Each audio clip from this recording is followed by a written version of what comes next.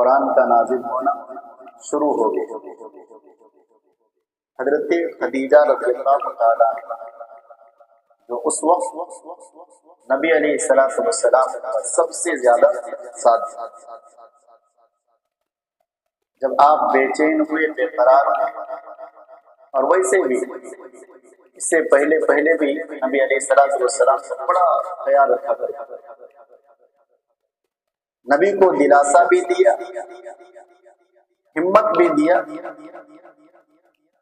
اور نبی علیہ السلام سے فرمایا بھی کہ آپ خوف نہ کھائیں، پریشان ہونے کی کوئی ضرورت نہیں، اللہ رب ذوالجلال آپ کو ضائع نہیں کرے۔ یہ وہ گھر والے کی طرف سے ہمت ہوتی ہے جو ایک مرد کو پوری دنیا سے لڑنے کی طاقت عطا فرماتی ہے، اور جب گھر والے ہی ڈرانے لگے تو پھر خود آدمی ڈر جاتا ہے، تو ہمت بننا چاہیے۔ حضرت خدیجہ رضی اللہ تعالیٰ عنہ نے نبی علیہ السلام جو ہمت توڑ چکے تھے اور اندر سے ٹوٹ چکے تھے، حضرت خدیجہ نے آپ کو ہمت دیا اور فرمایا کہ اللہ آپ کو ضائع نہیں کرے۔ اس کے بعد اسی حدیث کے اندر، بہت لمبی حدیث، بخاری کی حدیث نمبر 3، حضرت خدیجہ رضی اللہ تعالیٰ عنہ نے اس کے بعد نبی علیہ السلام کو لے کر کے اپنے چچیرے بھائی کے پاس لے گئے۔ چچیرے بھائی حضرت ورقہ بن نوفل حضرت خدیجہ کے چچا زاد بھائی تھے، ان کے پاس لے گئے۔ یہ ورقہ بن نوفل اکیلا ایک شخص ہے جن کی حدیث کے اندر ذکر ملتا ہے کہ اس دور جاہلیت کے اندر انہوں نے تمام رسومات کو توڑ کر کے اپنے آپ کو نصرانی دین قبول کر لیا، نصرانی دین کے ماننے والا بن گیا۔ نصرانی دین یعنی حضرت عیسیٰ علیہ السلام کا دین، اور انہوں نے عبرانی زبان کو سیکھ لیا، اور عبرانی زبان کو سیکھنے کے بعد حاصل ہوا تھا وہ سریانی زبان کے اندر، سریانی زبان کے اندر تو انہوں نے ٹرانسلیٹ کیا۔ ورقہ بن نوفل انہوں نے سریانی زبان سے انجیل کا ٹرانسلیٹ عبرانی زبان کے اندر کیا، اور اس وقت اکیلا اور تنہا ایک آدمی تھا مکے کے اندر، ورقہ بن نوفل، جو ایک دین کے اندر تھا، یعنی حضرت عیسیٰ علیہ السلام کے دین کے اندر تھا، کوئی بت پرستی نہیں، رسومات نہیں، ہر چیز کو توڑ کر کے نصرانی دین کو انہوں نے مضبوطی سے تھام لیا تھا۔ اس کے ماننے والا پڑھتا بھی تھا، اس کتاب کی تلاوت بھی کرتا تھا، اور اس کے احکام پر عمل بھی کرتا تھا۔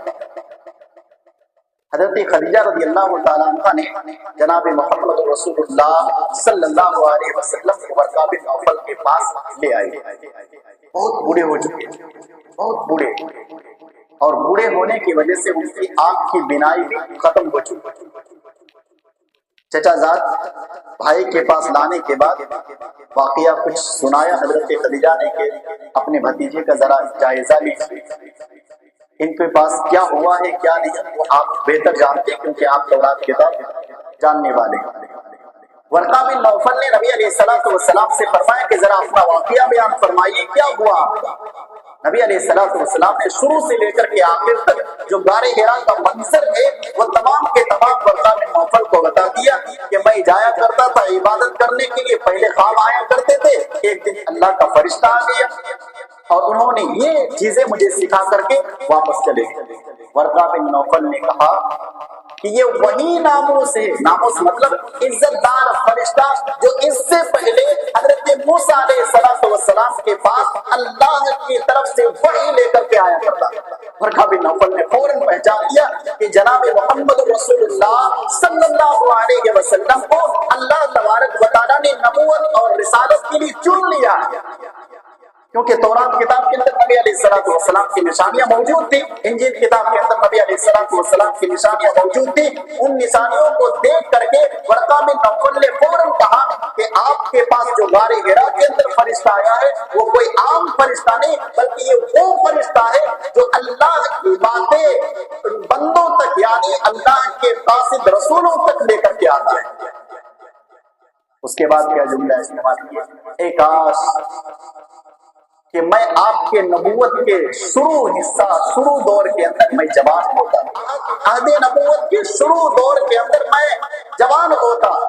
کیوں جانتے ہیں، لیتنی اکون حیا لیخرجنک قومک، اے کاش کہ میں اس وقت تک زندہ ہوتا جب آپ کی قوم آپ کو آپ کے یہاں سے نکال دے۔